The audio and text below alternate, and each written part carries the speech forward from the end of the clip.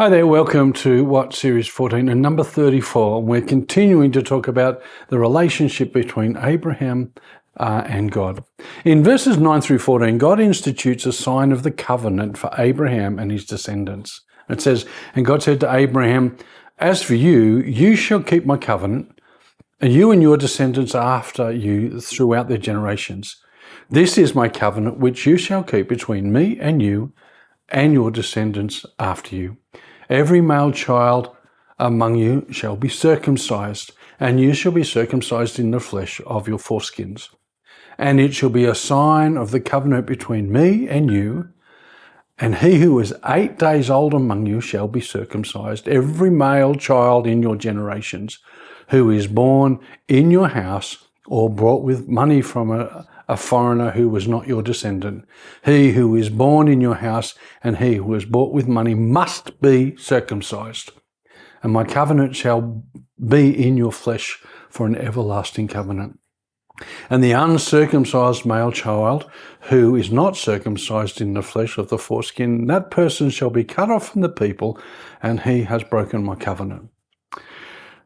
This is my covenant, which you shall keep."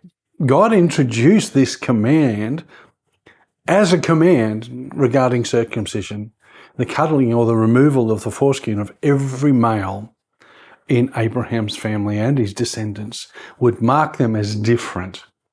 Since this covenant was made with literal genetic descendants of Abraham through the promise of God, it was appropriate that this sign of the covenant be given to those who were born into that covenant.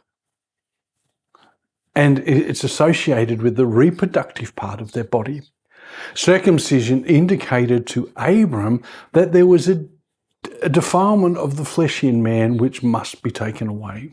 And man could not remain impure. And the covenant with God was so personal and intimate. Every male child among you shall be circumcised. For the first time, God gave Abraham something to do in regard to the covenant. It's all been about God now. He's saying, this is something for you to do. He told him his descendants must take it upon themselves as a sign of the covenant, showing they received the covenant of faith. It says you shall be circumcised in the flesh of your foreskin. The sign was circumcision, the cutting away of the male foreskin. God chose this sign, some people say for very important reasons. Firstly, circumcision was not unknown in the world at that time. It was a ritual practice among various peoples. There was undoubtedly a hygienic reason as well, especially making sense in the ancient world. But more importantly, circumcision is a cutting away of the flesh and an appropriate sign of the covenant for those who would put no trust in the flesh. Notice too, he who is 8 days old among you shall be circumcised. Since the covenant descendants of Abraham are born into that covenant by their natural birth, it logically followed that the sign of the covenant would be given to them in their infancy. God probably commanded the circumcision of children to take place on the 8th day because this is when the infant's immune system is at the optimum level for such a procedure. God brings everything together, doesn't he? Not only his creation, but his maintenance. The uncircumcised male child, he has broken the covenant.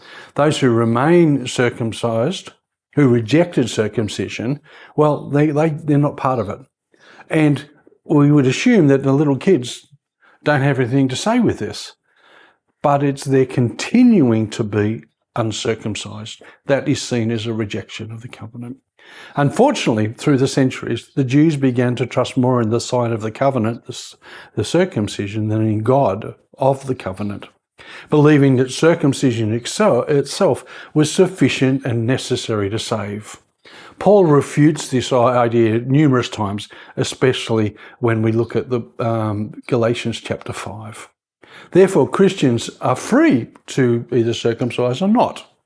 One may do so for social or hygienic reasons, but it doesn't get us any closer to God. For in Christ Jesus neither circumcised nor uncircumcised avails anything, but faith working through love. And that's Galatians chapter 5 and verse 6.